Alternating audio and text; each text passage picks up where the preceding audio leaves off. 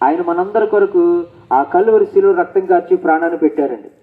ఎందుకు యేసు మనందరికి ఎందుకు చనిపోయాడంటే ఆయన మన అందరినీ ప్రేమిస్తున్నాడు. ఏ భేదము లేదు, అందరూ పాపం చేశారు. అయితే యేసుక్రీస్తు అందరినీ ప్రేమిస్తున్నాడు. ఏమండి, ఈ దేశం ఆ దేశం అని, ఈ ప్రాంతం ఆ ప్రాంతం అని, ఈ ఊరు ఆ ఊరని ఏమీ లేదు. మనందరము భూమి మీద పుట్టిన మనుషులమే. దేవుడు మనలో తన ఆత్మను ఉంచాడు. కాబట్టి ఈ ఆత్మ నశించుకోవడం దేవుడికి ఇష్టం లేక ప్రతి ఒక్కరూ కూడా నిత్యరాజ్యానికి చేరుకోవాలి. యేసుక్రీస్తు ప్రభుల వారు మన పాపాల కొరకైన ప్రాణం పెట్టాడు. ఎందుకంటే బైబిల్ ఒక మాట రాయబడి ఉంది, మన పాపాల మనం ఒప్పుకునే ఎడల ఆయన నమ్మదగిన వాడు నీతిమంతుడు కనుక ఆయన కుమారుడైన యేసు రక్తము ప్రతి పాపం నుంచి కడిగి మన పవిత్రులు చేస్తుంది.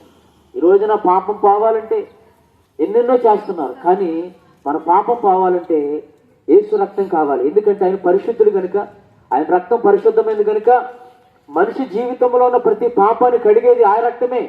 అందుకని ఆ రక్తమే నీ ప్రతి పాపాన్ని కడుగుతుంది, మీ ప్రతి దోషాన్ని కడుగుతుంది, మీకు సమాధానం నెమ్మదిని కలగజేస్తుంది. కాబట్టి ఇప్పుడే యేసునందు విశ్వాసం ఉంచండి, యేసుక్రీస్తు ప్రభువును సొంత రక్షకుడికి అంగీకరించండి. మీ పాపాలు ఆయన ముందు ఒప్పుకుంటే ఆయన తప్పకుండా మనం క్షమిస్తారు. ఎందుకంటే క్షమించడానికి సిద్ధంగా ఉన్నటువంటి దేవుడు ఆయన యేసు ప్రభు. అందుకని ఈ లోకానికి నిన్ను నన్ను ప్రేమించే లోకానికి వచ్చారు. నమ్మండి, యేసు ప్రభు నమ్మండి, మీకు సమాధానం దొరుకుతుంది. అమ్మా, యేసు ప్రభు నమ్మండి, మీ హృదయంలో గొప్ప నెమ్మది దొరుకుతుంది.